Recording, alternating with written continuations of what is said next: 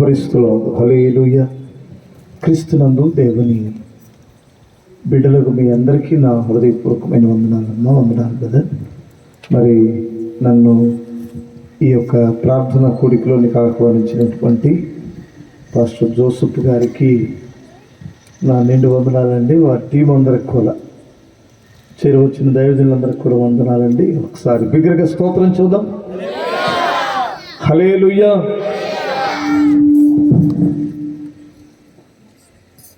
Praise the Lord. Hallelujah.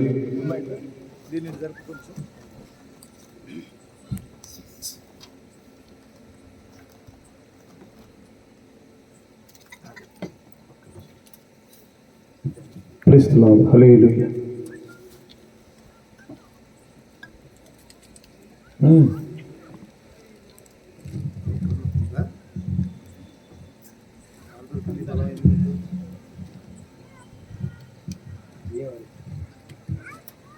Hallelujah. ఏంటమ్మా అందరూ ఒక రకంగా దిగులుతో ఉన్నారు? సంతోషంగా ఉన్నారా? హల్లెలూయా. ఎందుకంటే మనం సంతోషంగా ఉంటే సాతానుడు దిగులు పడతాడు. తెలుసా మీకు ఆ విషయం? మనం దిగులు పడితే ఆడు సంతోషంగా ఉంటాడు. ఆడిని సంతోషపరిచే వారంతా హల్లెలూయా చెప్పండి.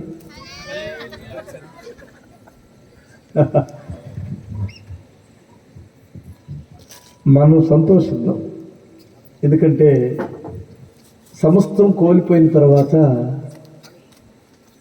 యోబు ఏడవాలని, అతడు దిగులుగా ఉండాలని కోరుకున్నవాడు ఎవడో తెలుసా? సాతానుడు. యోబు కానీ దిగులు పడి ఏడిస్తే ఆడు గెంతులేసేవాడు.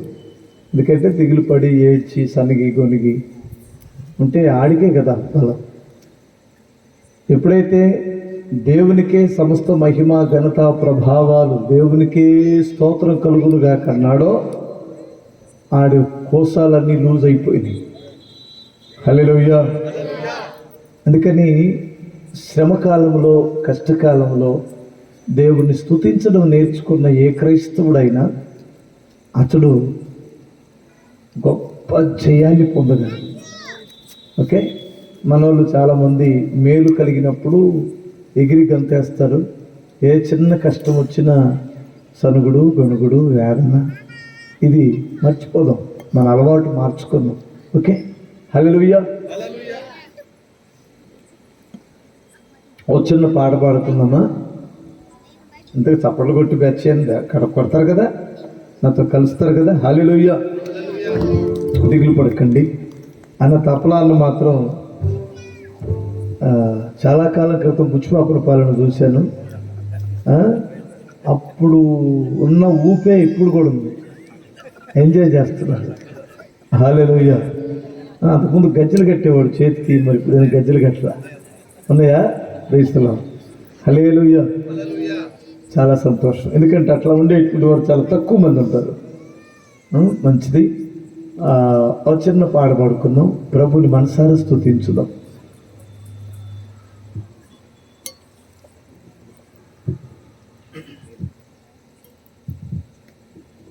నిన్ను తలచి నన్ను నేను మరచి నీ సాక్షిగా ఇలనే బ్రతుకుచుంటిని.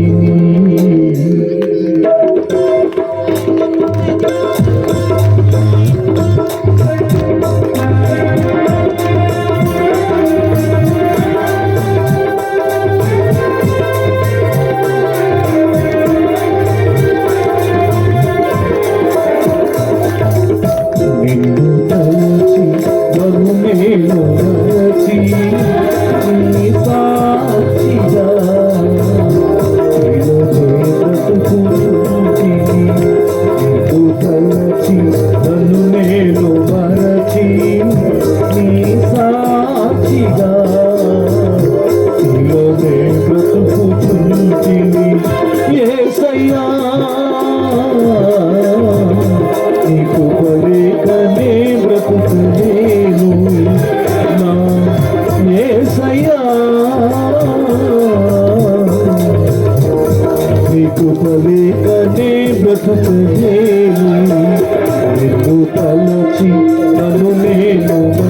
తలచి నీ సాక్షిగా ఇలానే బ్రతుకుచుంటిని.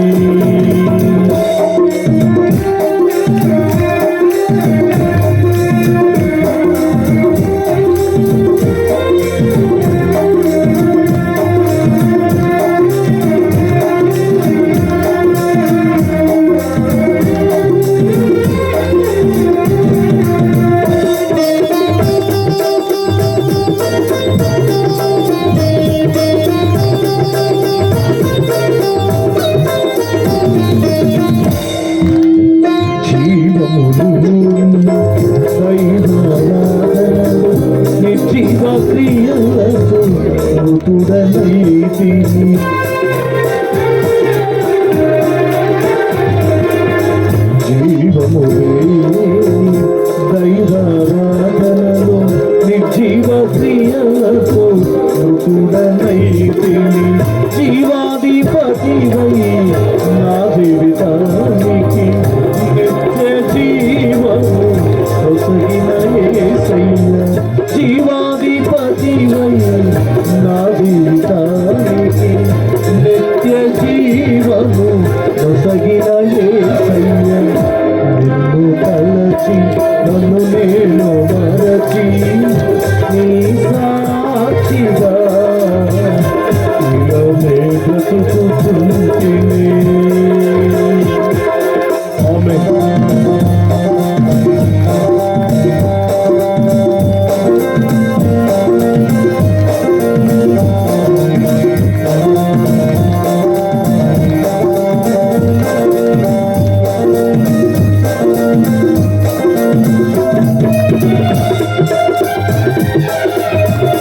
ప్రభుకి సమస్త మహిమ.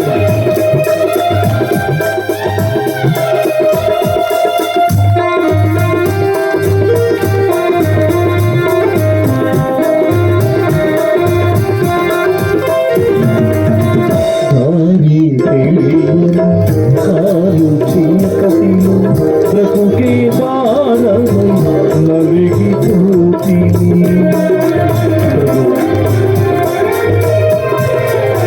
దారి తెలియని కారు చీకటిలో బ్రతుకే భారమై నలిగిపోతిని. నీతి సూర్యుడు ఎదలో ఉదయించి బ్రతుకే వెలుగుతూ నింపిన యేసయ్య. నీతి సూర్యుడా ఎదలో ఉదయించి బ్రతుకే వెలుగుతూ నింపిన యేసయ్య. నిన్ను తలచి నన్ను నేను మరచి నీ సాక్షిగా ఇలానే బ్రతుకుచుంటిని.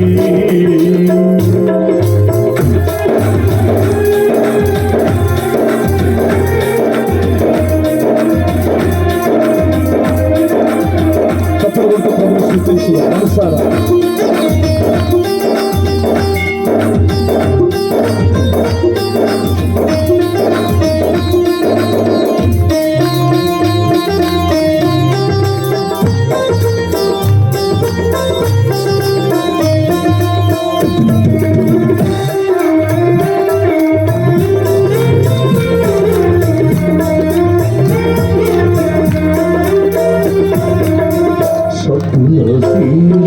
సుగుణాలు చూచి సుదిలో నేను మురిసిపోతిని.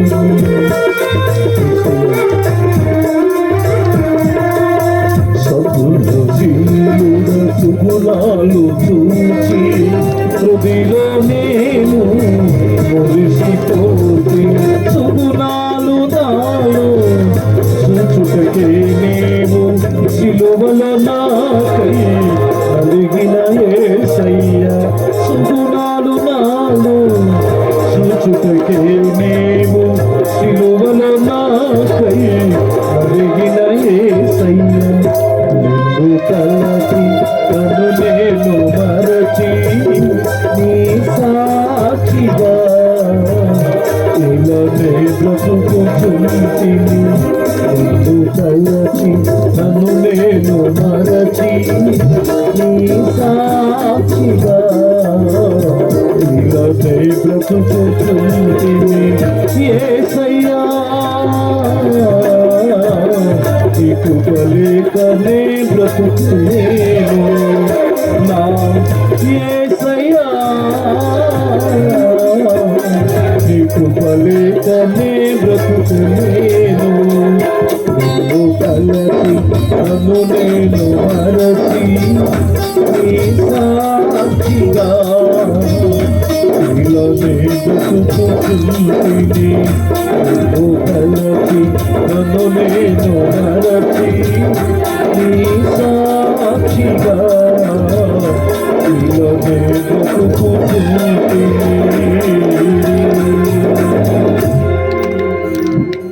ప్రార్థన చేసుకుందాం. కళ్ళు మూసుకుందాం.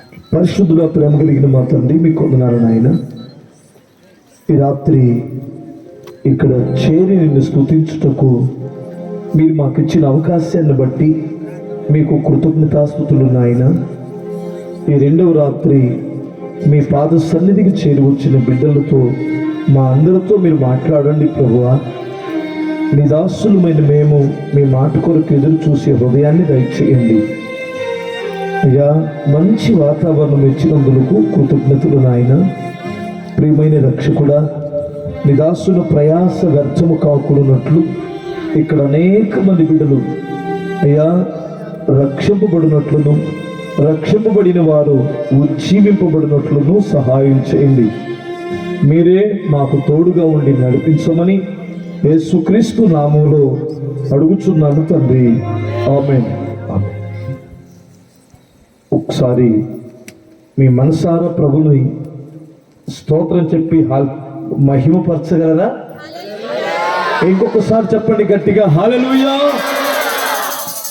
నిజంగా ఈరోజు ఇక్కడ మనం కూడి ఉండడం దేవుని కృప. ఎందుకంటే ఇక్కడ బ్రిడ్జి ఒకటి ఉంది కదా, వాల్ బ్రిడ్జి ఒకటి వేశారు కదా, అక్కడ వరకు ఇంచుమించు గట్టి వర్షమే పడినట్టుంది. ఆ తర్వాతే కొంచెం తగ్గితే ఇక్కడికి వచ్చిన తర్వాత తగ్గిపోయింది. దేవుని కృప కదా.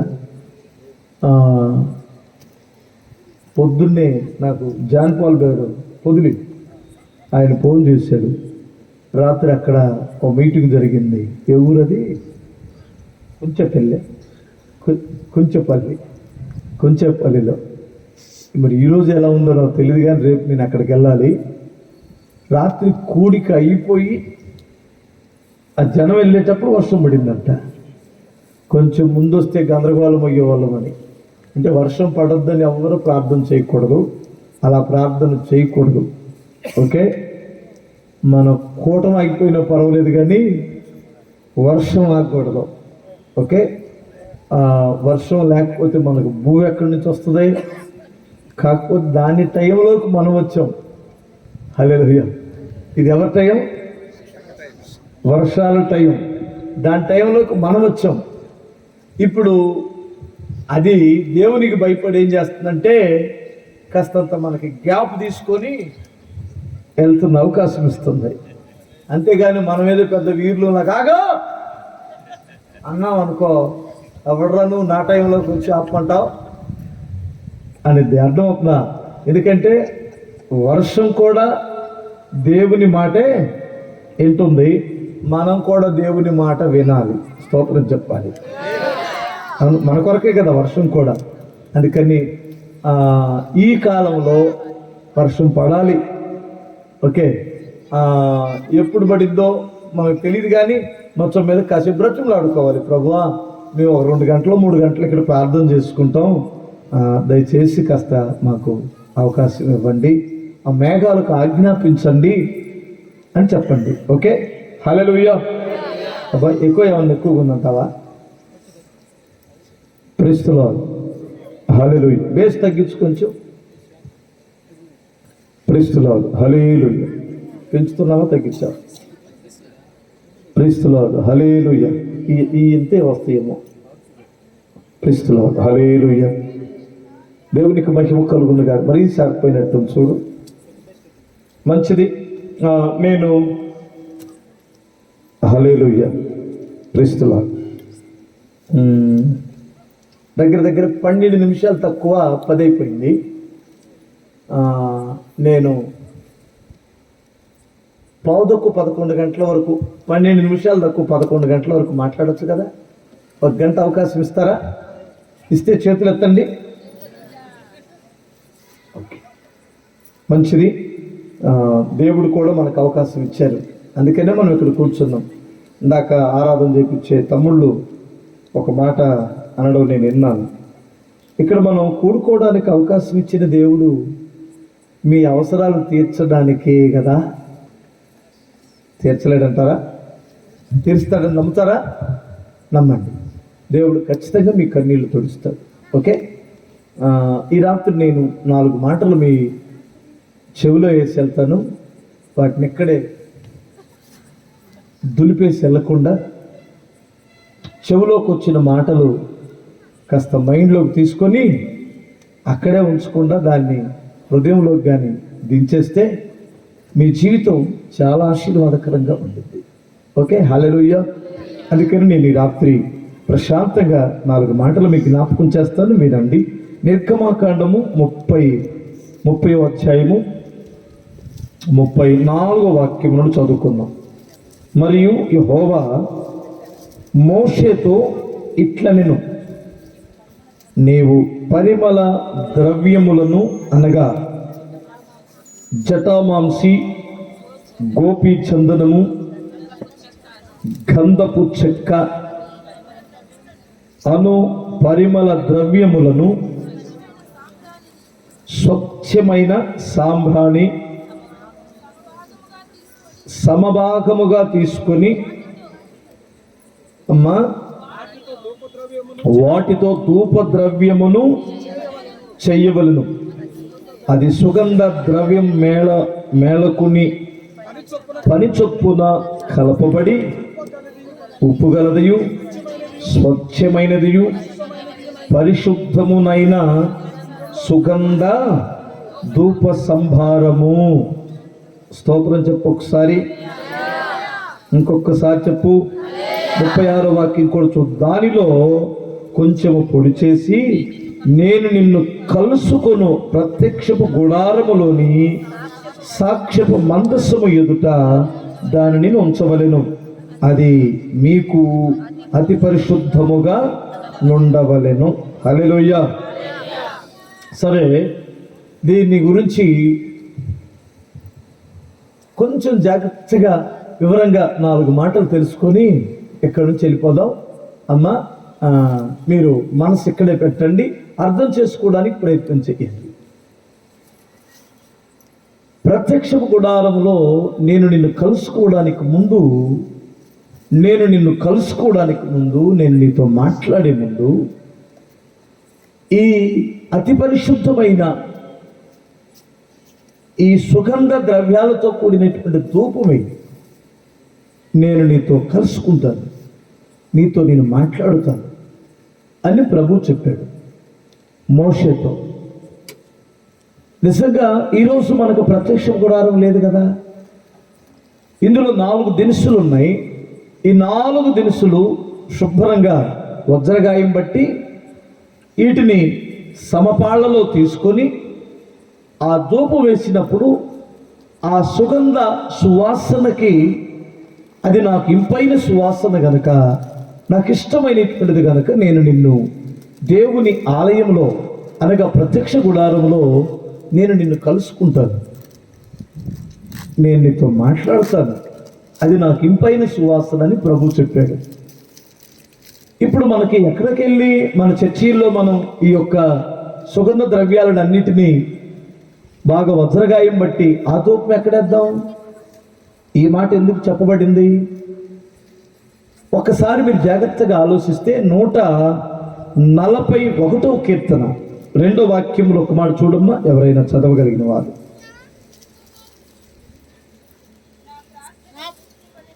నా ప్రార్థన ధూపము వలెను, నేను చేతులెత్తుట సాయంకాలపు నైవేద్యము వలెను నీ దృష్టికి అంగీకారమగునుగాక. స్తోత్రం చెప్పాలి. మరలా చదువు. నా ప్రార్థన ధూపము వలెను, నేను చేతులెత్తుట సాయంకాలపు నైవేద్యము వలె నీ దృష్టికి అంగీకారమగునుగాక అన్నాడు. హల్లెలూయా. చూడండి, ఇందాక మనము అందరము చేతులెత్తాం కదా, చేతులెత్తి స్తోత్రం చెప్పాం. అది దేవునికి ఎలా ఉంటుందన్నాడు? సాయంకాలపు నైవేద్యానికి సాదృశ్యంగా ఉంది. మనం దేవుని సన్నిధిలో ప్రార్థించడం ధూపం వలె ఉంది అన్నాడు. అంటే మీరు గమనిస్తే సహజంగా ఇక్కడ ఎవరైనా అంతకుముందు పూజలు చేసిన బిడ్డలు ఎవరైనా ఉంటే వారు అలంకార రూపకంగా మనం కొన్ని పూజలు చేసాం. ఏమిటంటే దీపారాధనని, లేదా మనం ఈ సాంబ్రాణి ధూపమని ఇలా దేవుడికి వేసేవారు. సహజంగా మీరు గమనించండి, ఇప్పుడు యేసుక్రీస్తు ప్రభు ఇప్పుడు ఆ ధూపం వేయాల్సినటువంటి అవసరం లేకుండా ఎందుకు పోయిందంటే, ఆ పాత నిబంధన కాలంలో ఉన్నటువంటి ప్రత్యక్షపు గుడారములో ఏ యొక్క సేవాక్రమం జరిగినా అవన్నీ కూడా క్రీస్తునందు నెరవేర్చబడినవి. ఇప్పుడు మనం ధూపం వేయాల్సిన అవసరం లేదు, సాంబ్రాన్ని పొడియాల్సిన అవసరం లేదు. ఈ యొక్క వాస్తవంగా చెప్పాలంటే ఈ జటమాంసి కానీ గోపీచందనం కానీ వీటన్నిటిని కలపాల్సిన అవసరం లేదు. ఇది దేనికి సాదృశ్యంగా ఉందంటే ప్రార్థనకు సాదృశ్యంగా ఉంటుంది. స్తోత్రం చెప్పు. ఇక్కడికి మనం వచ్చాం, దేవుని సన్నిధిలో కూర్చున్నాం. మీరు దేవుని వాక్యం వింటారు. ఏదో ఒక అవసరంతో ఇక్కడికి వచ్చారు, మీరు ఏదో ఒక బాధతో ఇక్కడికి వచ్చారు. ఈ బాధ బలహీనత ఎలా పోయిందని అనుకుంటున్నావు? నువ్వు దేవుని సన్నిధిలో చేసే ప్రార్థనను బట్టి నీ ప్రార్థనకు జవాబిస్తాడు. ప్రార్థన ఎంతో ముఖ్యం. హల్లెలూయా. ప్రార్థన లేకుండా ఏదో 50 రూపాయలు ఇస్తే అంతరం కట్టించుకొని పోయిద్దనే విశ్వాసం తీసి పక్కన పెట్టు. అర్థమవుతుందా? వీడు ఏం చేయడు, 50 రూపాయలు వాడు ముఖాన్ని పడేస్తే ఒక తాయెత్తు కడితే వీడికి ఏదో మేలు జరిగింది అనేటువంటిది కదా మనకున్న ఆలోచన. వీడు ఏ కృషి చేయడు, ఏదో చేతికి ఒక దారం కట్టుకుంటే కార్యం జరిగిపోయిందని కదా బాధ మన విశ్వాసం. ఇప్పుడు అదే విశ్వాసం ఏడకు తీసుకొచ్చి వచ్చారు. ఎక్కడికే? యేసు ప్రభు వారి దగ్గర కూడా తీసుకొని వచ్చారు. నేనేదో అక్కడికి వెళ్తే జరిగిద్దనే దానికంటే నేను దేవుణ్ణి కలుసుకున్నట్టు వలన జరిగే ఆశీర్వాదాన్ని చూడమని చెబుతున్నాను. ఇప్పుడు మీకు అర్థమైందా? స్తోత్రం చెప్పు ఒకసారి. ఇప్పుడు కూటానికి రావడం మంచిదే. కూటములోనికి వచ్చినటువంటి నువ్వు దేవుడిని కలుసుకునేటువంటి భాగ్యాన్ని దేవుడు ఇప్పుడు ఇచ్చాడు నీకు. దేవుడితో మాట్లాడుతున్నారు అనుకో, దేవుని వాక్యం నీకు వినిపిస్తుంది అనుకో, నువ్వు చేయవలసింది మరొకటి ఉంది. హల్లెలూయా. మీకు చిన్న ఎగ్జాంపుల్ మీకు చెబుతాను. ఇప్పుడు బర్తలోమై అని ఒక గుడ్డివాడు ఉన్నాడు. అతడు ఎరుకో పట్టణానికి కాస్తంత ఊరు బయటకు వచ్చిన తర్వాత కూర్చొని ఉన్నాడు. అతడు అడుగు తినేవాడు కనుక త్రోవ పక్కన కూర్చున్నాడు. ఎవరో ఒక జనసందుడి వెళ్ళినట్టు వాడికి అర్థమవుతుంది. అప్పుడు వాడు అడిగాడు ఎవరినో, ఏంటి జనసమూహం వెళ్ళినట్టు నాకు వినిపిస్తుంది, నాకు కళ్ళు లేవు కదరా అబ్బాయి, ఏం జరుగుతుంది అని అడిగాడు. ఎవడో వచ్చి చెప్పాడు, ఆయన యేసు ప్రభువురా వెళ్ళేవాడు, సామాన్యుడు కాదు. ఇప్పుడే మన ఊరిలో జక్కయ్య వాళ్ళ ఇంటికి వెళ్ళాడు. ఆ పాపిస్టోని కూడా ఆయనే మార్చాడు.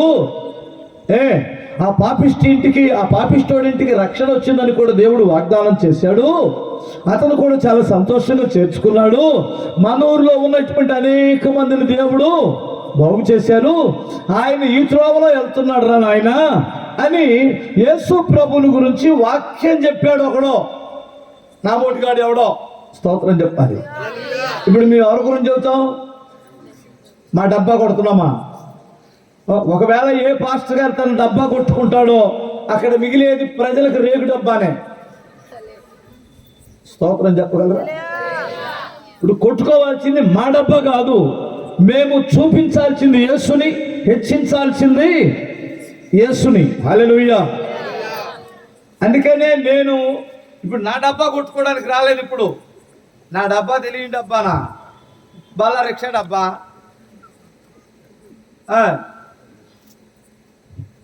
ఇదే కదా నా డబ్బా, ఏమైనా కొట్టాల్సి ఉంటుంది ఏముండదు అంటారు. నేను యాడ్లో ఎరగదీసా పొడిసా, బువ్వకలేని బ్రతుకులు కదా ఇవి. దీనికి ఇంకా డబ్బాలు ఏమున్నాయి? ఏదైనా ఉంటే దేవుడే కదా. ఆయన లేకపోతే మాకు మంచినీళ్ళు ఇచ్చే దిక్కుందా? నిజం కాదా అయ్యగారులో? హల్లెలూయా. ఇప్పుడు ఈ రోజులు అయ్యాం కానీ బైబిల్ పక్కన పెడితే జీరో కంటే ఏమో పిచ్చి కుక్కలో. నేను మా వాళ్ళు చెబుతుంటాను మా పాస్టర్ గారులకి, మా వాళ్ళకి, అరే కరెక్ట్గా చెప్పండి రా, మీలో ఎవరినైనా పొట్లాలు కట్టడానికి మీలో పనికొస్తారని చెప్పండి రా అని అడుగుతాను.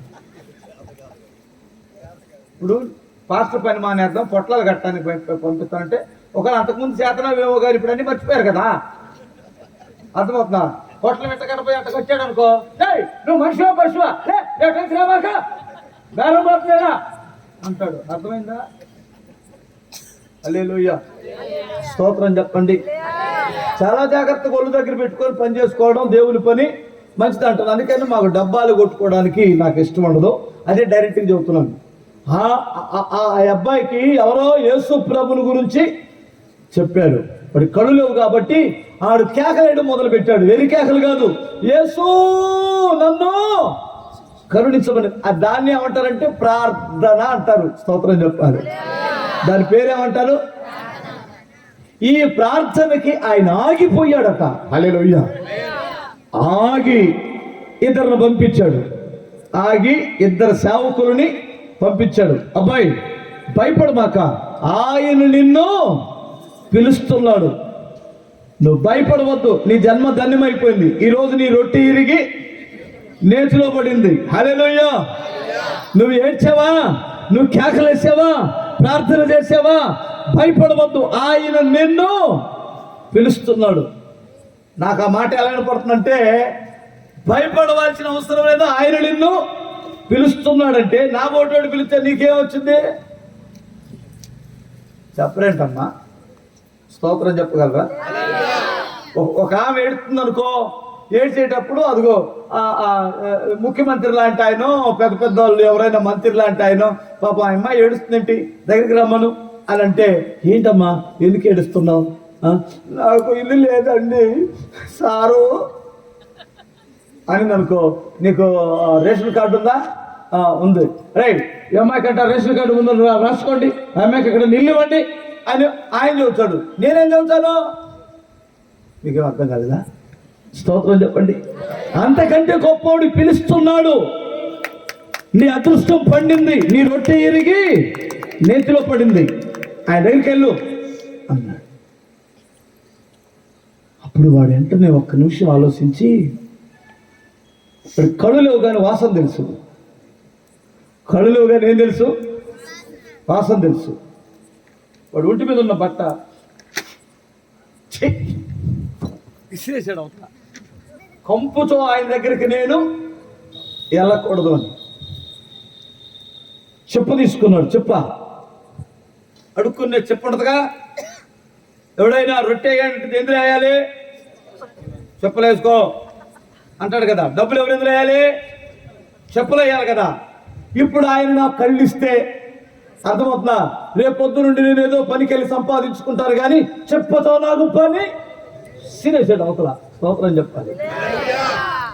అమ్మో ఎందుకైనా మంచిది, కళ్ళు రావచ్చు రాకపోవచ్చు, చెప్ప జోల్లో పెట్టుకుంటే పోలా, ఈడ బాగుపడతాడు. అయ్యే ఇప్పుడు చెబుతాను మీకు విషయాలు. స్తోత్రం చెప్పాలి. చెప్పతో నాకు అవసరం, కర్రతో కూడా. ఎందుకంటే అంతకుముందు ఏం చేయాలి? వీడికేంగా కళ్ళు రాలా, ఇదే కదా వెళ్తాడు గుడ్డ ఆయన, అవును కదా. ఇప్పుడు ఏహతే కర్ర కూడద్దు, ఆయన దగ్గరికి వెళ్ళిపోతాను. ఆయన ఎందుకంటే ఆయన పిలిచాడు అంటే నా కళ్ళు వచ్చేస్తాయి. దగ్గరగా స్తోత్రం చెప్పండి.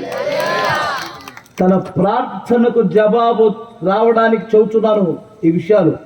తర్వాత క్లియర్గానే చెబుతాను మీకు. హల్లెలూయా. వెళ్ళాడా? ప్రభు అడిగాడు అన్ని, నేను నీకేం చేయాలని కోరుకుంటున్నావు అన్నాడు. ఏం కోరుంటాడంటారు? స్తోత్రం చెప్పండి.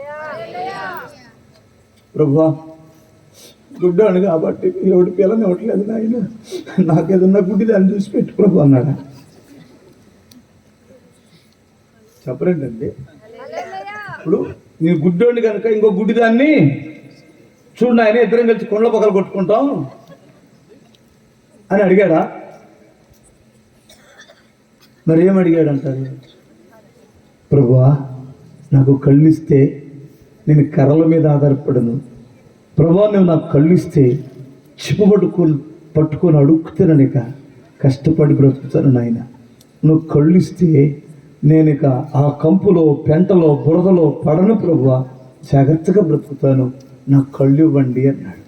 వెంటనే నీ విశ్వాసం నిన్ను స్వస్థత పరిచింది అని ప్రభు నోట్లో పలికాడంటే వాడి కళ్ళు వచ్చేస్తుంది. దీన్ని ఏమంటారు చెప్పండి? విన్నాడా? విని వెంటనే వాడికి ఎవడు నేర్పించలేదు, వెంటనే ప్రార్థన చేశాడు, ప్రతిఫలం పొందుకున్నాడు. వినండి, ఇప్పుడు నువ్వు దేవుడి గురించి వింటున్నావు.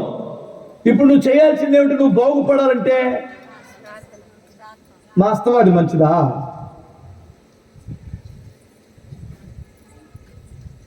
దేవుని సన్నిధి, దేవుని అస్తవాది మంచిదా? మా అస్తవాదిని నమ్మినోడు ఎవడు ప్రార్థన చేయడు. పాస్టర్ గారు అస్తవాది మంచిది అని నమ్మిన వాడు ఎవడో ప్రార్థన చేయడు. ఎందుకంటే ఈడి విశ్వాసం ఎవరి మీదకి వెళ్ళిపోయింది? పాస్టర్ గారు అస్తవాది మీదకి వెళ్ళింది. ప్రభు గొప్పవాడు, నా ప్రార్థన ఆలకిస్తే నాకు స్వస్థ వచ్చిందంటే ఆడేం చేస్తాడు? ఓ ప్రభువా నాకు సహాయం చేయమని ప్రార్థన చేస్తాడు. ఆ ప్రార్థన దేవుని సన్నిధికి ఎలా వెళ్ళింది? ధూపములాగా వెళ్ళిపోయింది అన్నాడు. ఇప్పుడు ఈ ధూపము అనే దాని దగ్గర ఇప్పుడు మనం ఆలోచించాలి. హల్లెలూయా. ఈ ధూపము దేవునికి ఇష్టమైనటువంటిదిగా ఉండాలి. ఒకవేళ పొగలన్నీ ధూపాలే అంటారు. ఏ పొగ అయినా ఏమంటారు? పిడకల పొగ కూడా ధూపమే, చుట్ట పొగ కూడా ధూపమే, మిరపకాయల పొగ కూడా ధూపమే. అమ్మ ధూపం కదా, మీకు తెలియని ధూపాలా? స్తోత్రం చెప్పండి ఒకసారి.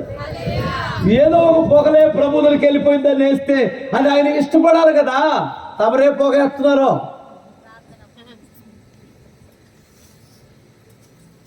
ప్రార్థన అనేదే పొగ. ఆ పొగ మిరపకాయలతో వేస్తున్నావా? హల్లెలూయా. ఏందో పాస్టర్ గారు 25 ఏళ్ళు అయింది కానీ ఆ తండ్రి దగ్గరికి వచ్చి నాకేం అనిపించట్లేదు పాస్టర్ గారు, ప్రార్థన కూడా బాగానే చేసుకుంటాను నేను, తెల్లారి కట్టలు లేచి ఆ తండ్రికి కొనుక్కు చూసాను చూపేవా అనివే దిక్కులు ఆయన అంటున్నారు. కానీ మరి ఏంటో పాస్టర్ గారు, మరి ఆ తండ్రికి కూడా నా మీద కనికరం రావటం లేదు. ఒకవేళ అందులో చుట్టపోకుందేమో. స్తోత్రం చెప్పగలరు. ప్రార్థన నేను కాదలను, ధూపమే. ఆ ధూపములో 4 దినుసులు కలిపాడు. ఇక్కడ ఇది కలపమని చెబుతున్నాడు. దాని అర్థాలు 4 అర్థాలు చెప్పేసి నా దారి నేను వెళ్తానమ్మా. స్తోత్రం చెప్పగలరా? మీ దారిని మీరు వెళ్ళిపోదురు కానీ, ఎందుకంటే పాపం ఉందా ఇప్పుడు కొంచెం పర్వాలా మొఖాలు మీకు ఎక్కుతున్నట్టుంది. సెలన్ బాటలు. స్తోత్రం చెప్పగలరా? నా చిన్నప్పుడు ఏం చేసేవాళ్ళంటే ఎవరికైనా నిరోచనాలు వాంతులు అయితే డాక్టర్ గారి దగ్గర తీసుకుని అడ్డం పడిపోయారు. కొంతమంది ఎండ దెబ్బ తగిలిన అడ్డం పడిపోయేవాళ్ళు. అప్పుడు ఆ డాక్టర్ గారి దగ్గర బీపీ మిషన్లని, ఈ పల్స్ మిషన్లని ఏం ఉండి సచ్చాయి కాదు. వెళ్ళగానే నాడి పట్టుకొని చూస్తాడు, ఉన్నాళ్ళే ఏం కంగారు పడద్దు అని కొంచెం కళ్ళు చూసేవాడు. నేలకు దేమంటే వాడు తెరవడం ఒకవాడు, ఎందుకంటే అయిపోతున్నాడు కదా. అందుకని తేడా వచ్చి తట్టుందని గబగబా ఒక బాటిల్ కట్టి, అబ్బాయి ఎక్కుతుందో ఎక్కట్లేదు చూడని. ఏంటది? సెలన్ బాటిల్ ఎక్కుతుందో చూడు, ఒక లెక్కకపోతే నాకు చెప్పు. వెనక్కి తన్నిందనుకో నాకు చెప్పు, ఎక్కుతుంటే నాకు తర్వాత నువ్వు కాముకుంటావు, వెనక తన్నప్పుడు చెప్పు అని చెబుతాడు. అప్పుడు ఎక్కుతుందంటేనేమో వాడు బ్రతుకున్నట్టు, ఎక్కలేదంటే వెంటనే అక్కడ ఉన్నటువంటి పేషెంట్ దగ్గర ఉన్నాడు ఏం చేస్తాడు, వాడు డాక్టర్ గారండి ఏందో ఎక్కట్లేదు చూడండి అంటారు. వాడు గబగబా చూసేసి అమ్మా అమ్మ అయ్యో అయ్యో లేటుగా తెచ్చారమ్మా అంతే కదా అంటారు. ఎక్కిందనుకో, 1, 2, 3 బాటిల్ 4 బాటిల్ ఎక్కేసరికి ఎక్కితే మాత్రం నీరసం పోయింది, ఎక్కితే మాత్రం బ్రతుకుతాడు, ఎక్కకపోతే చచ్చాడని అర్థం. అన్నా మాకు వాక్యం ఎక్కుతుంది అన్నటువంటి వారి చేతులు ఎత్తండి. కొంతమంది భలే అంటుంటారు, ఏందో నాకేందో మన పాస్టర్ గారు చెప్తాడు ఎక్కదమ్మా, ఎందుకు ఎక్కిద్దమ్మా, ఆధ్యాత్మిక సచిన వాళ్ళకి ఎందుకు ఎక్కింది? మీ పాస్టర్ గారే కాదు, ఎంతలో పెద్ద డాక్టర్ గారు వచ్చి శిలాన్ని కట్టిన సచినుడికి ఎందుకు ఎక్కింది? బ్రతుకున్న వాళ్ళకి ఎవరికైనా ఎక్కింది. స్తోత్రం చెప్పాలి. హల్లెలూయా. ఇప్పుడు చచ్చిన వాళ్ళంతా హల్లెలూయా చెప్పండి. ఓకే, పాస్టర్ గారు మోసపోయినట్టున్నారు. 2 చేతులు చెప్పగలరా? ఇప్పుడు చెబుతాను జాగ్రత్తగా, దయచేసి వినండి. ఇప్పుడు ప్రభువు ఏం చేశారంటే, నేను ఈ ప్రార్థన ఆలకిస్తాను. ఎన్ని గొప్ప కార్యాలను దేవుడు చేస్తాడు ప్రార్థన ద్వారా. సూర్యుడు ఆగమంటే ఆగాడు కదా, ప్రార్థనకే కదా. సముద్రం పాయలైంది ప్రార్థనకే కదా. యార్చాను రాశిగా మారింది ప్రార్థన వలనే కదా. రోగులు బాగుపడింది ప్రార్థన వలన, చచ్చిన వాళ్ళు బ్రతికింది ప్రార్థన వలనే కదా. ఇప్పుడు దేవుడు ఇప్పుడు అప్పుడున్న శక్తి ఇప్పుడు ఉందా లేదంటారా దేవుడి దగ్గర? వా ఏం చెప్పావురా, హల్లెలూయా. ఇప్పుడు దేవుళ్ళ శక్తి సన్నగిలలేదు, మన ప్రార్థనలో లోపం ఏదో ఏర్పడింది. ఇప్పుడు ఆ ప్రార్థనలో ఉన్న లోపం చెప్పడానికే నేను ఇప్పుడు మీ ముందు నిల్చున్నాను. ఎందుకంటే క్రైస్తవుడు అనేటువంటి వాడు ఎవడైనా, వాడికి 2 కళ్ళు ఉన్నాయి. మనందరికి 2 కళ్ళు ఉన్నాయి కదా. వాక్యం ఒక కన్ను అయితే ప్రార్థన ఒక కన్ను. ఇప్పుడు వాక్యం ప్రార్థన 2 లేకపోతే వాడికి ఏం లేనట్లు. కళ్ళు లేనాడు అక్కడ పడతాడు, వాడికే తెలియదు. ఇందాక అదే చెప్పాను నేను. స్తోత్రం చెప్పగలరా? ఇప్పుడు నీ ప్రార్థన దేవుడు ఆలకిస్తాడు, నీకు ఎన్ని గొప్ప కార్యములైనా చేస్తాడు. ఆయన నిన్న నేడు రేపు ఒకటే రీతిగా ఉన్న శక్తి గల దేవుడు ఆయన. హల్లెలూయా. ఇప్పుడు ఇక్కడ మనం ఇందాక చదువుకున్న దగ్గర ఫస్ట్ దినుసు ఏమిటంటే జటమాంసి. స్తోత్రం చెప్పు. ఏంటమ్మా? జటామాంసి. ఇది వజ్రగాయం పట్టి ఆ ధూపం వేసే ముందు ఇది ఈ పొడి కూడా కలపాలి అన్నాడు. ఈ జటమాంసి అనేటువంటిది దేవుని మీద ఆధారపడడానికి చూసినగా ఉంటుంది. హల్లెలూయా. ఇంకా ఏదో ఒక ఆధారమే లేదు. దేవుని మీద ఆధారపడినప్పుడు నీ ప్రార్థన దేవుడు వింటాడు. ఎంతమందికి అర్థమవుతుంది? నువ్వు మరలా నీకు ఏదో ఒక ఆధారం చేసుకున్నప్పుడు నేను చెప్పలేను, కానీ ఎగ్జాంపుల్ మీకు ఎలా చెప్పాలి? యెహోషాపాతు ఉన్నాడా? 3 రాజులు దండెత్తి వచ్చారా? దిక్కుదోసటం లేదా? ఉపవాస దినం ప్రకటించాడా? దేవాలయంలోకి వెళ్ళి మోకరించారా? అక్కడ ఆయన చేసిన ప్రార్థన ఏమిటంటే, ఓ దేవా, ఇప్పుడు మాకు ఏం చేయవలనో మాకు దిక్కు తోచటం లేదు, నీవే మాకు దిక్కు అని ఏడ్చాడు. మీరు కావాలంటే దినవృత్తాంతాలు 2వ దినవృత్తాంతాల గ్రంథం 20వ అధ్యాయం చదివితే ఆ యొక్క అద్భుతమైన కార్యాలు అక్కడ ఉంటాయి. స్తోత్రం చెప్పాలి. అక్కడ యుద్ధం జరిగింది. 20వ అధ్యాయం నుంచి మీరు మొదలు పెట్టండి. దయచేసి నా మాట వినండి. ఇప్పుడు నువ్వు ఎవరి మీద ఆధారపడి ప్రార్థన చేస్తావు? దేవుని మీద ఆధారపడకుండా దేవుడు నీకు కార్యము చెయ్యలేడు. రకరకాలైనటువంటి ఆధారాలు నీకున్నాయి. నేనేమంటానంటే, ఒక మనుషుడు ప్రార్థన దేవుడు ఆలకించాలంటే ఓ ప్రభువా నీవు తప్ప నాకేరొక ఆధారమే లేదని దేవుని మీద ఆనుకోవడం నేర్చుకోవాలి. ఫస్ట్ నీ తెలివితేటలు పక్కన పెట్టాలి, నీ సీనియారిటీని పక్కన పెట్టాలి. నీ అనుభవం కూడా నిన్ను కొన్నిసార్లు మోసం చేస్తుంది, తెలుసా మీకు? హల్లెలూయా. నేను గర్విష్ఠుని చేయొచ్చు. దేవుని సన్నిధిలో నువ్వు ఎప్పుడైతే ఆధారపడతావో అప్పుడు దేవుడు కార్యం చేయడానికి పూనుకుంటాడు. హల్లెలూయా. మీకు ఇంకా బాగా అర్థం కావడానికి ఒక మాట చెప్పనా? స్తుతి చెప్పగలరా? 10 మంది యవనస్తులు ఈతకి వెళ్ళారట ఒక నదిలోనికి. ఈత వేయడానికి వెళ్ళారు. బాయ్ ఏనండి, అలాంటి వాళ్ళే యవనస్తులు ఈత కొట్టడానికి వెళ్ళారు.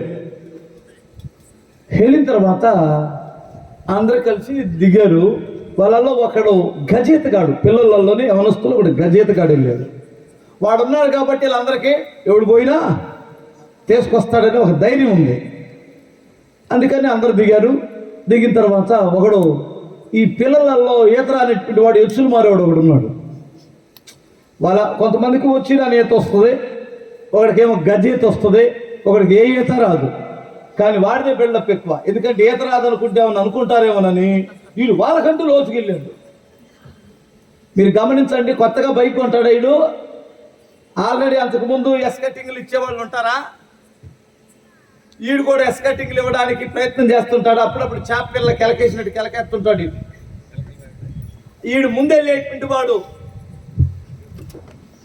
ఎలా వెళ్తుంటాడు. వాడు వెళ్ళేటప్పుడు వాడు ఊపితే ఊపకూడదు, ఊపకపోతే బాగోదు, చేతగానడు అనుకుంటాడని వీడు కూడా ఇట్లా అనగానే అటు నుంచి వచ్చి ట్రాలీ కింద వస్తాడు. ఎందుకంటే వాడు ఇవ్వకపోతే నేను ఇవ్వకపోతే వాడు ఇచ్చాడు కదా, నేను ఇవ్వకపోతే బాగోదని కటింగులు. అవునా కాదా? అట్లాగే వాళ్ళు ఏతున్నారు, నేను ఈతకపోతే బాగోదని కొంచెం లోపలికి వెళ్ళాడు. తాగాల్సినవన్నీ తాగుతున్నాడు. వీళ్ళంతా అరే అరే అరే గజెత్తుగా రారంటే ఒడ్డు మీద నిలబడి అలా చూస్తున్నాడు. ఒరే దుర్మార్గుడా దిగరా, అరే చచ్చిపోతున్నాడు రా, మరే మన ఫ్రెండ్ రా అంటున్నారు వీళ్ళు. వాడమ్మా అయ్యా అయ్యా అయ్యా అది వీళ్ళు అతడు మునిగిపోయాడు.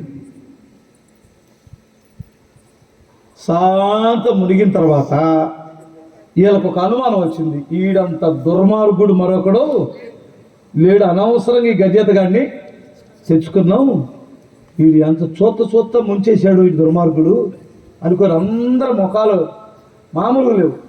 అప్పుడు వీడు మునగనెచ్చి ఎగిరి దూకాడు. వీడు లోపలికి దూకాడిని బయటికి తీసుకొని వచ్చి అప్పటికే పుట్ట ఇంత కడుపు మీద కాలేసి తొక్కాడు.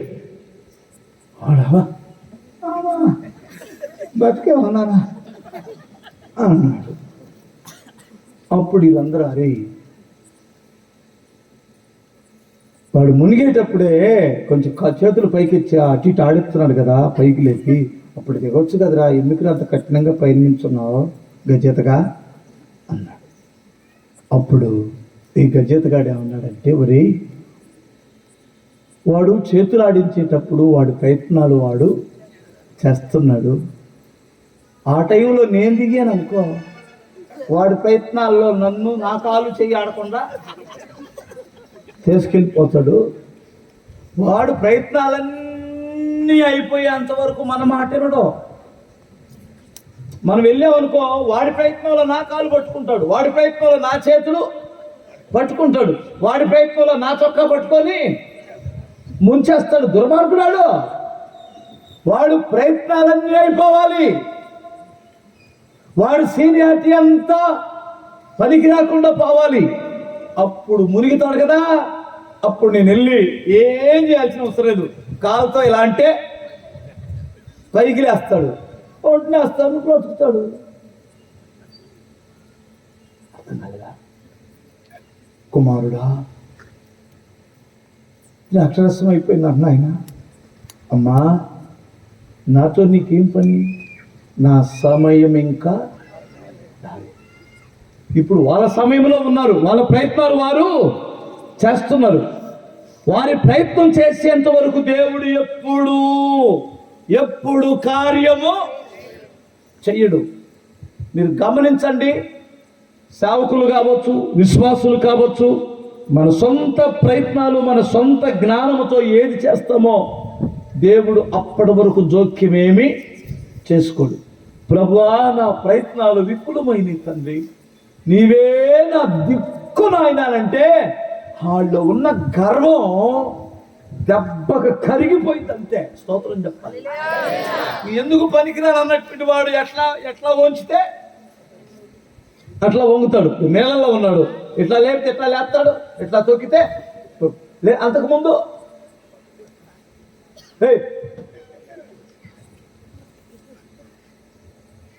ఇప్పుడు చెప్పండి, నువ్వు చచ్చిపోతే కూడా బ్రతికించే శక్తి నా దేవుడి దగ్గర ఉంది. భయపడవద్దు. నీకున్న రోగం కంటే నీ దేవుని నామం శక్తి కలదే. తెలుసా నీకు ఆ విషయం? నీకున్న సమస్యల కంటే దేవుని మహత్తరమైన మాట ఎన్ని గొప్ప కార్యములైనా చేయగలదు. నీ ప్రయత్నం ఆపు, దేవుని పైన ఆధారపడు. అప్పుడు నీ ప్రార్థన దేవుని సన్నిధికి ఇంపైన సువాసనగా వెళ్ళింది. స్తోత్రం. నీ ప్రయత్నాలు ఎప్పుడైతే చేస్తావో, 100 ప్రయత్నాలు చేసి ఒక ప్రయత్నంలో సక్సెస్ అవుతాడా? అయిన తర్వాత వాడిని పట్టుకొని మనం అసలు మన అనుభవాలు వేరు.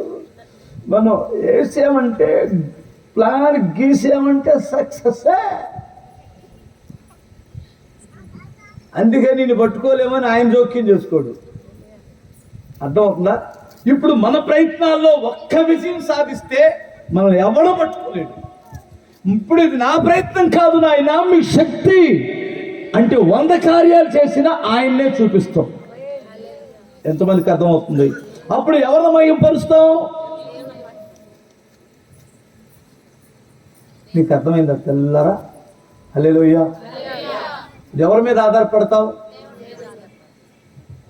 ప్రభువా, ఈ మనిషి నేను మార్చుకోలేదు నాయన. అంతకుముందు కేసు పెట్టి మారుద్దాం అనుకున్నాను, ఒకసారి పెట్టాను, రెండోసారి దిశ పెట్టమన్నారు, దిశ కూడా పెట్టాను తండ్రి. దిశ లేదు, గాడికి గుడ్డు లేదు. వచ్చినప్పుడు అలా ఎన్నిసార్లు పెడతావు కేసు? నీకన్నా సిగ్గుండాలి వాడికైనా. ఏ సార్ అనికి మరి కాపురం చేసుకోవడం తెలీదా నీకు? అందరూ తాగుతున్నారు లేబో. అంతకుముందు ఏమో బెదిరించేది, మరలా ఇరుకొట్టిస్తా, మరలా కేసు పెడతాను అని. ఎప్పుడైతే ఈ మాట అన్నాడో, ఎల్లు కేసుకెళ్ళే చెప్పుకోపో, వెళ్తావా? ఇంకే కేసు పెడతావా? ఇంకేం పెట్టదు.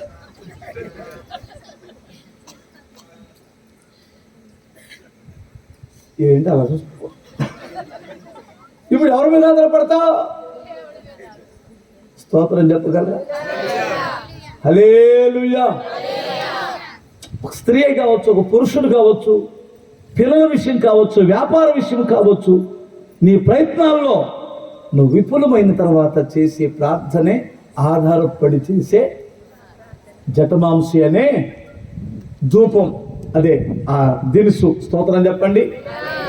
రెండు చేతులు చెప్పండి ఒకసారి. గోపి చందనం. చప్పలు కొట్టి ఒకసారి. హల్లెలూయా. ఈ గోపి చందనం అనేటువంటిది దేనికి సదృశ్యంగా ఉంటుందంటే, చూడండి ఒకసారి తిమోతికి రాసిన మొదటి పత్రిక 2వ అధ్యాయం 8వ వాక్యం. త్వరగా.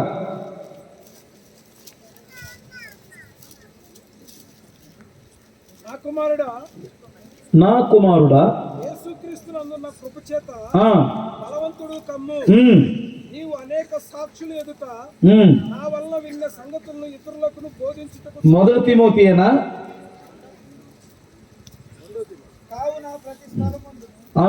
అది కావున ప్రతి స్థలమందును పురుషులు కోపం కలిగి ప్రార్థన చేయాలా? ప్రతి స్థలమందును పురుషులు కోపమును సంశయము లేని వారై ఏ చేతులు సారా ప్యాకెట్లు పట్టుకొని చేతులయ్యి ఇతర స్త్రీలను తాకని చేతులయ్యి. అర్థమవుతుందా?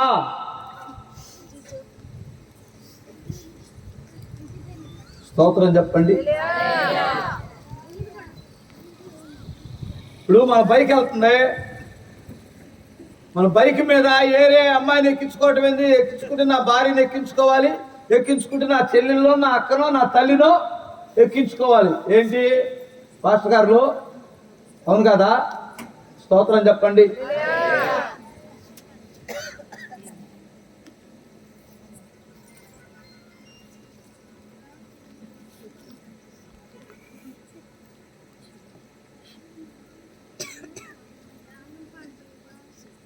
ఏరే శరీరం తాకినప్పుడు ఆలోచనలు అపవిత్రమవుతాయి. నువ్వేదో చేయాల్సిన అవసరం లేదు, నీ ఆలోచన అపవిత్రమైంది. అపవిత్రమైన ఆలోచనతో నువ్వు ప్రార్థన చేస్తే దేవుడు ఎందుకు ఆలకిస్తాడంటున్నాను నేను. ఇది పరిశుద్ధ దేవుని వాక్యం అంగీకరించట్లేదే. మీరు పవిత్రమైన చేతులెత్తి, పవిత్రమైన హృదయంతో నువ్వు చేతులెత్తి ప్రార్థన చేస్తే ఆ ప్రార్థనకు జవాబిస్తానన్నాడు. అదే గోపిచందనం, పరిశుద్ధతకు నిదర్శనం. స్తోత్రం చెప్పగలరు. నేను మీ ప్రార్థన నేను ఆలకించకపోవడానికి నా చెవులు మందమెక్కలేదు. నేను నిన్ను ఆశీర్వదించకపోవడానికి నా చేతులు కురుస కాలేదు. మరి ఎందుకు ఆశీర్వదించడం లేదు? నేనెందుకు నీ ప్రార్థన ఆలకించడం లేదు తెలుసా? నీ పాపము నీకు నాకు అడ్డుగా నిలిచింది అన్నాడు. స్తోత్రం చెప్పగలను. మీకు అందరికి నేను ఇలా పెట్టి చెబుతున్నాను. స్తోత్రం చెప్పలేదు, దండం పెట్టి. దాని అర్థం అన్న నా ప్రార్థనకు దేవుడు జవాబిస్తాడు అని నమ్ముతున్నటువంటి వారి చేతులు ఎత్తండి. ఇస్తాడు కదా. మరి సీరియల్ మానే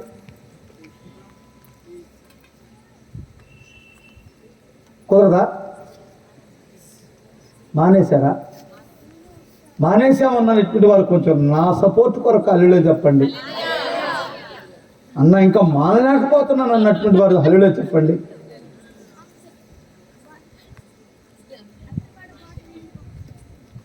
ఆ మనిషి సిగరెట్ తాగడం మానేయట్లేదు అన్నయ్య. బాప్తిసం తీసుకొని కూడా సిగరెట్ తాగుతున్నాడు ఈ మధ్య.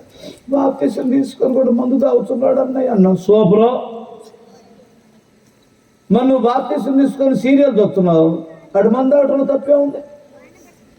నువ్వు మానేవా? ఏంటలా కుదరదా? మానడం కుదరదా? హల్లెలూయా. స్తుతి చెప్పగలరు ఒకసారి? అంటే నేను అనేది ఏంటంటే అన్నయ్య అందులో ఏ తప్పు లేదన్నయ్య, అందులో ఏముండదు. మన కుటుంబాల్లో జరిగి అత్త కోడలు వాళ్ళ ఆయన ఇదేనన్నయ్య, కుటుంబాలే కదా. దాంట్లో ఏముంటుంది అన్నయ్య? దాంట్లో ఏముంటుంది? దాంట్లో ఏముంటుందో ఉండదో పక్కన పెడితే దేవునికి ఇవ్వాల్సిన సమయం అంతా దానికి అప్పచెప్పడమే పాపం. మీరేమంటారు? స్తోత్రం చెప్పగలరు? హల్లెలూయా. ఇప్పుడు ఇద్దరు భార్య భర్తలు ఉన్నారు. ఇప్పుడు ఇంటికి వచ్చిన వెంటనే భర్త భార్యతో మాట్లాడాలి, భార్య భర్తతో మాట్లాడాలి. ఇక్కడ ఏం జరుగుతుంది? పక్కింటి వాళ్ళతో మాట్లాడితే తప్పేంటంట? నీ ఎదురుగా మాట్లాడుతున్నాను అని పొద్దు గూగులతో మాట్లాడుతున్నాను పక్కింటోడితో. వీడికి ఏమొచ్చింది?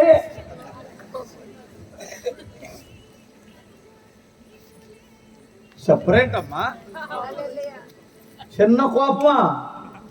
అందుకని కాదు ఆడవిడ నరికి పోగులు పెట్టాడు. అంటే నువ్వు ఇతరులతో సమయం గడపడం, దేవునికి ఇవ్వాల్సిన సమయం ఇవ్వకపోవడం నీ ప్రార్థనకు జవాబు రాకపోవడానికి కారణం. అది అపవిత్రత. స్తోత్రం చెప్పు ఒకసారి. రెండు చేతులు చెప్పగలరా?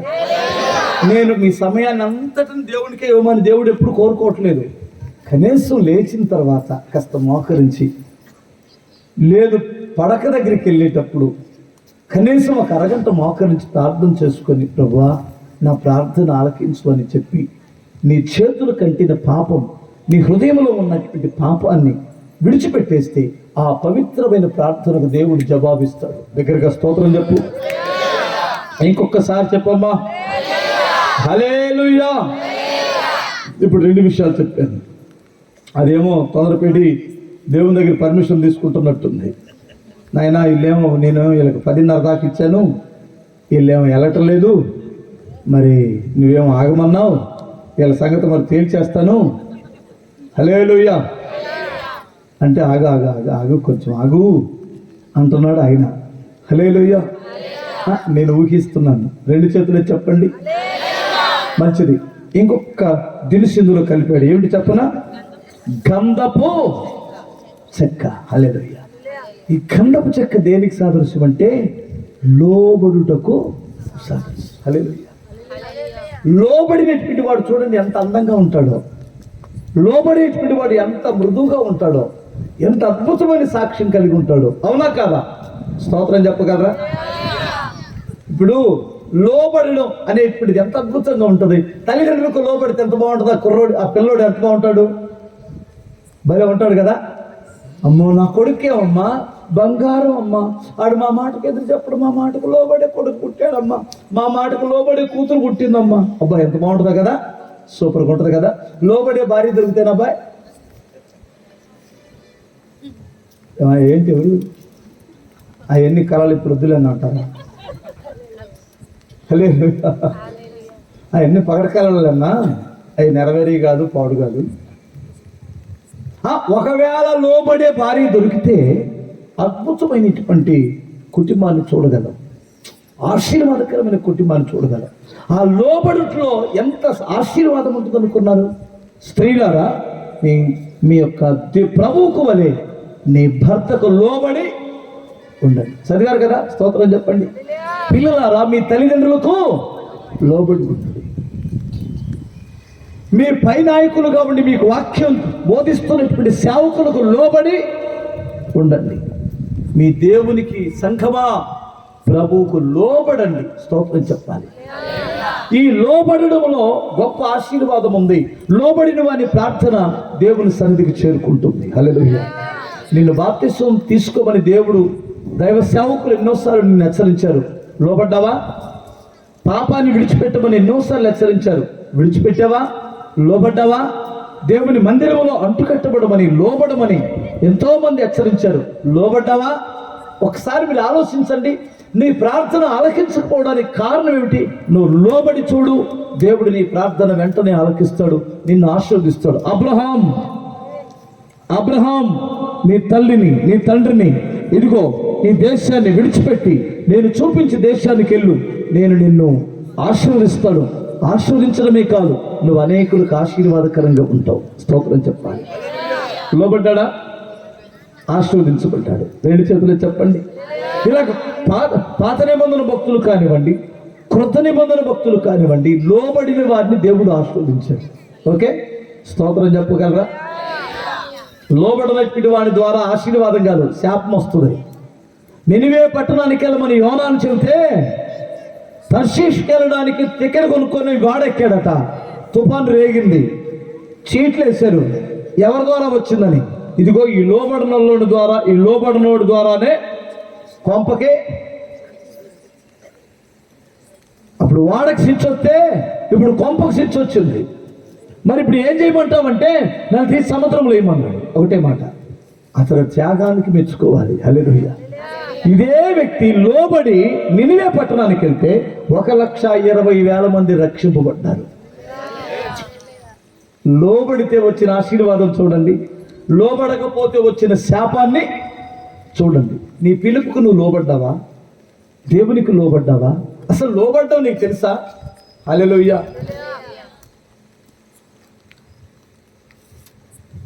అన్నా నేను కూడా ప్రార్థన చేస్తున్నాను, గంటలు చేస్తున్నాను అన్నా. మొన్న మధ్య 40 రోజులు ఉపవాసం ఉండి కూడా చేశాను అన్నా. నేను తేరుతున్నా 40 రోజులు కాదు, 4 సంవత్సరాలు చేసిన ప్రార్థన కొప్పు కూడా దాటదు. నువ్వు దేవుని మీద ఆధారపడు, పరిశుద్ధత కలిగి ఉండు, దేవునికి లోబడి ప్రార్థన చేయి. నువ్వు 5 నిమిషాలు చేసినా, 5 గంటలు చేసినా, 5 నిమిషాల ప్రార్థన కూడా దేవుడు జవాబిస్తాడు.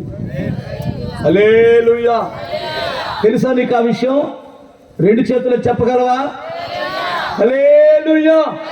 మరి ఇదో గర్వం ఏంటంటే, ఇప్పుడు 40 రోజుల నుండి నేను ఉపవాసం ఉండి ప్రార్థన చేస్తున్నాను. తండ్రి అక్కడే ఉందబ్బాయి, స్తోత్రం చెప్పగలరా? అసలు ఆ విషయం మాని చివరికి ఒక్క మాట చెప్పేసి ముగించేస్తాను. స్తోత్రం చెప్పు ఒకసారి. సాంబ్రాణి. ఏంటది? సాంబ్రాణి వాసన ఎంతమందికి తెలుసు? మన వాళ్ళు విచిత్రమైన మనుషులు కొంతమంది ఉంటారు, ఇక్కడ కూడా ఉంటారేమో. ఎవరైనా ఇంటికి వెళ్తారా, సాంబ్రాణి వాసన వచ్చిందా, అగరబత్తిలు వెలిగిస్తారా, అమ్మా అయ్యే అమ్మమ్మ నా తలకాయ అంటుందమ్మా. Over action. ఏంటి చూస్తున్నాను ఏమంటే, సరే ఏ పటానికి వేసారో మనకు అనవసరం. అది మంచి వాసన చెడ్డ వాసన నువ్వు చెప్పండి. ఏమన్నా మంచి వాసనే కదా, సాంబ్రాణి కదా, బైబిల్లో ఉంది కదా. వాళ్ళు ఏదో వాళ్ళ దేవుడికి వాళ్ళు వేసుకుంటున్నారు. ఏమో ఓవర్ యాక్షన్ ఏంటంటే, అమ్మ వాళ్ళ ఇంటికి వెళ్ళి ప్రార్థనకు పిలువమ్మంటే, అన్నయ్య నేను అసలు వెళ్ళను అన్నయ్య, ఎందుకంటే వాళ్ళు వేసి దూపాలకి నాకు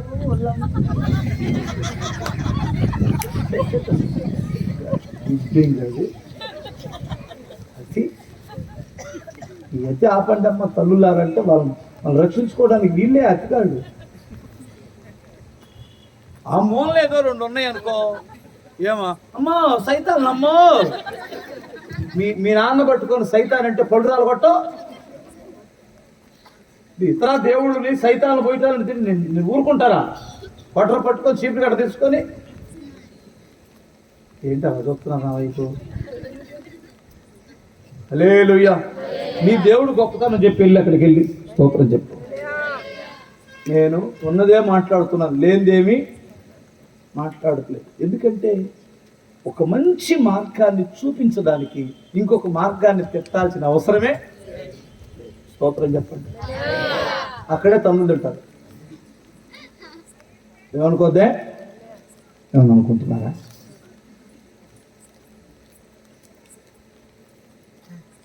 ఎవరిని తిడుతున్నారో అర్థం కావట్లేదు కదా మీకు. స్తోత్రం చెప్పండి ఒకసారి. హల్లెలూయా. నా సరుకు మంచిదైతే,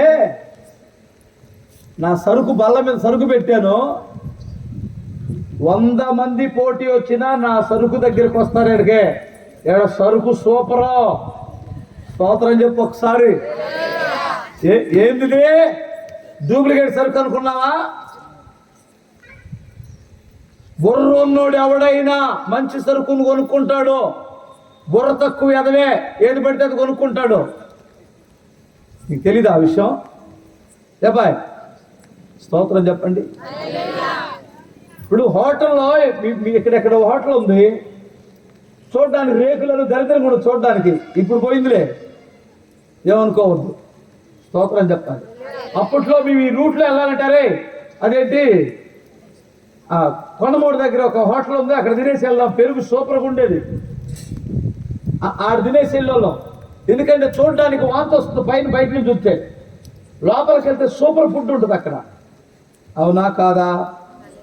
ఎక్కడెక్కడో వచ్చేది కార్లు ఆపుకొని తింటాడు.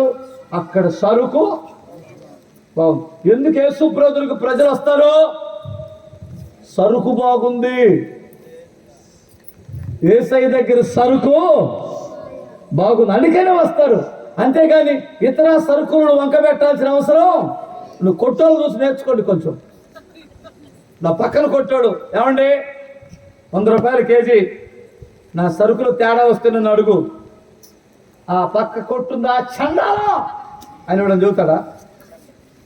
చూసుకోండి, మీరు ఏరియా 4 కొట్టులు తిరగండి, చూసుకోండి మా సరుకు చూడండి, ఏది బాగుంటుంది తీసుకోమంటారు. అంతేగాని ఇరుగురికి పక్కన ఉన్నాడే ఈ ఎలంగని కొట్టు, వాడంత ఎదవలు ఉండోండి, ఇడిగిడిగిడిగిడిగో వీడున్నాడు బాలయేసు కొట్టు, అది ఎంత చండాలకు సరుకు అంటదా?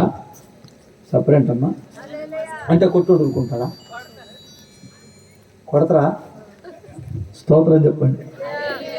ఇప్పుడు వెలిగింది ఏమన్నా కొంచెం బల్బు, నా సరుకు గొప్పది.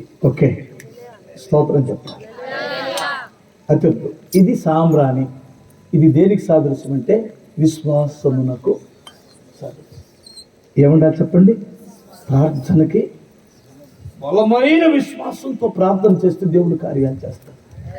రెండు చేతులు చెప్పు ఒకసారి, ఇంకొకసారి చెప్పాలి.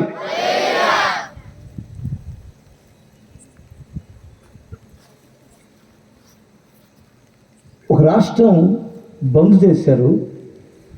ఆ రాష్ట్రంలో ఒక గొప్ప నాయకుడిని చంపేస్తే బంద్ చేశారు, కర్ఫ్యూ పెట్టారు.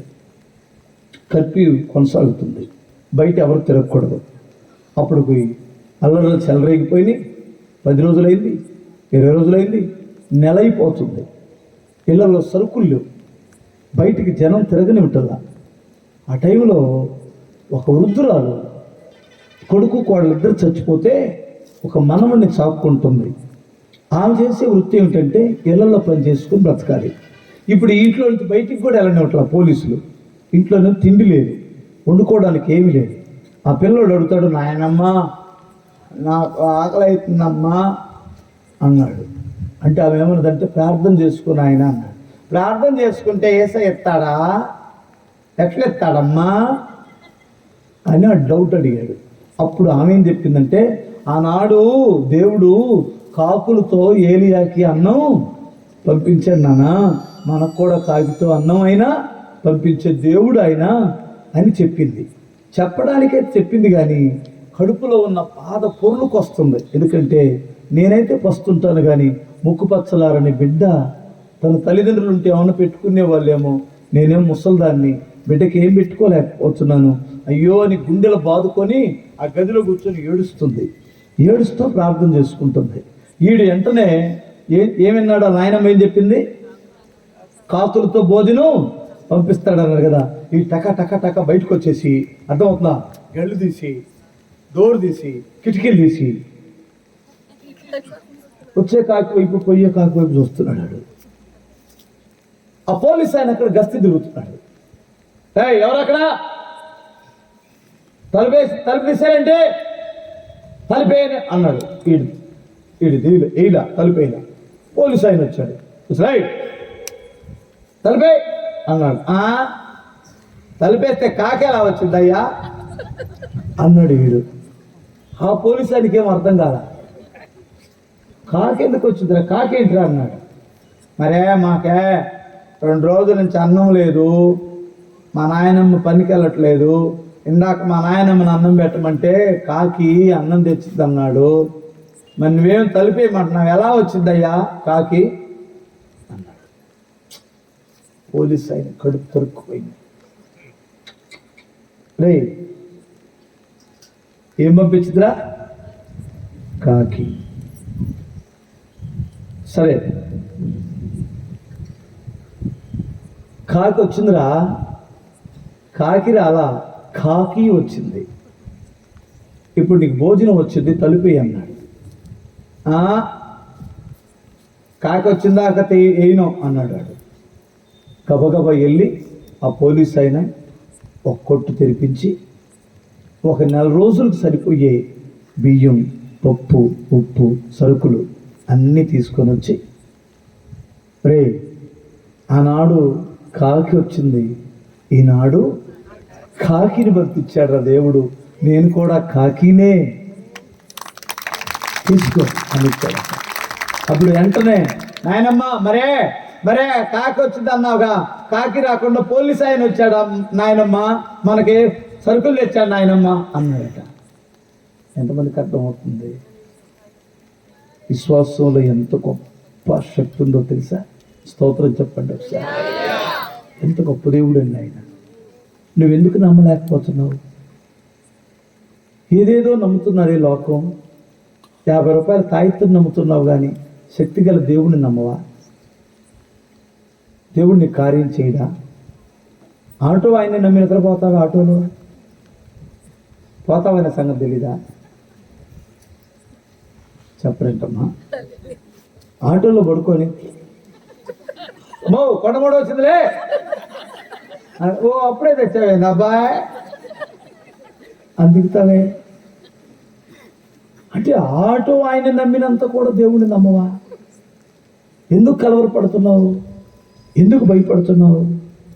దేవుడు నిన్ను అన్యాయం చేస్తాడా? నువ్వు ఆధారపడినప్పుడు, నీ పవిత్రతను కాపాడుకున్నప్పుడు, నువ్వు దేవునికి లోబడినప్పుడు, విశ్వాసంతో ఎదురు చూసినప్పుడు నీ ప్రతి ప్రార్థనకు జవాబు దేవుడిస్తాడు. అది చిన్నదైనా పెద్దదైనా. స్తోత్రం చెప్పండి. అడిగేదేమిటో బుడ్డి బుడ్డి కోరుకోకండి,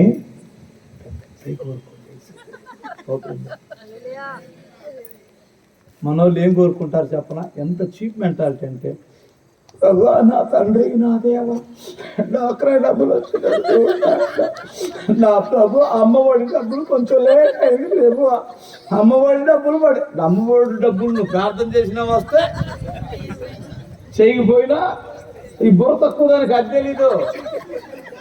దానికి మళ్ళీ ఉపవాసాలు ప్రార్థనలో అవి కాదమ్మా తల్లి. ప్రభు నా కొడుకు ఉద్యోగం ఆయన అడుగు, ప్రభు సొంత ఇల్లు నాయన అడుగు, పెద్ద అడగరాదా? ఇది కూడా అడుగుతున్నావు కదా, ఏంటి అలా చూస్తున్నారు నా వైపు? జోసఫ్ బ్రదర్ ఒక ఆయన చర్చిని అడిగాడు, నా ప్రభు నాకు సొంత చర్చి నాయన అని. ఇచ్చిన తర్వాత కట్టాడు. నేను ఆ దారిన, అదేంటి ఏ ఊరు అది, పెదనందిపాడు దగ్గర, కరెక్ట్గా బ్రదరు నాకు తెలిసి 7 అడుగులు ఎరడుపు, 12 అడుగులు కూడా ఉంటుంది చర్చి. దానికి ఎరగదేస్తున్నాడు. యూపీఎఫ్లో లీడరు,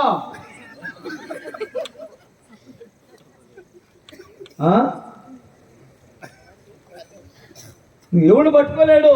మనం చర్చి కట్టాక దీనికంటే బడ్డీ కొట్టినాం కదరా. ఇప్పుడు వాళ్ళ ఆవిడ వాళ్ళ పిల్లలు కూర్చుంటేనే సరిపోయింది. వాళ్ళ ఆవిడ కాళ్ళు తప్పి అంటే అవుట్, ఇంక రెండో వాడు రావడానికి వీల్లేదా? అడిగేది ఎంతో పెద్దది అడుగురా. హల్లెలూయా, స్తోత్రం చెప్పండి. ఒక 1/2 ఎకరం అడుగు. చర్చి, ప్రభు నాకు 1/2 ఎకరంలో చర్చి కావాలి అని అడగరాదా? ప్రభు నా తండ్రి, మా వాళ్ళ మధ్యలో నేను షెడ్ ఇస్తే చాలు ఆయన, షెడ్ ఇస్తే చాలు ప్రభు, నేను సావనన్నా చేస్తాను కానీ మా వాళ్ళ మధ్య నుంచి బయటకు వెళ్ళను ప్రభు.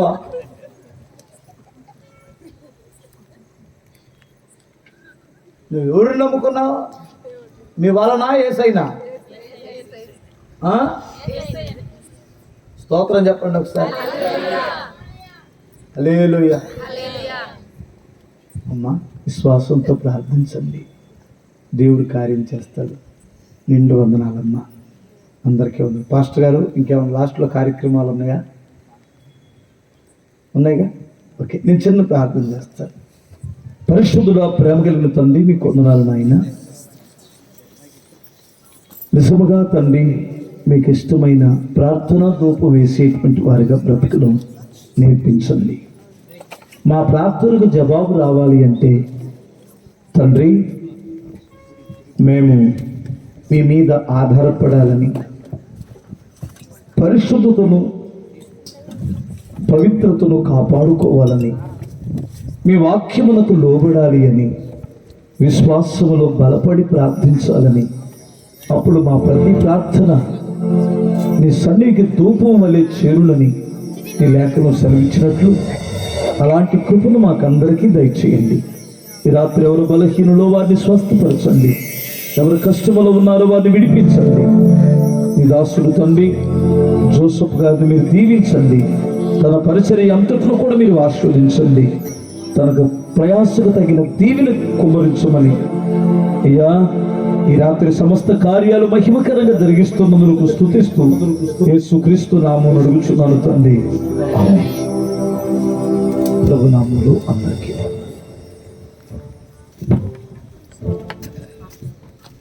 అందరూ ఒకసారి దేవునికి స్తోత్రం చెప్పండి. హల్లెలూయా. నిజంగా దేవుడు చక్కగా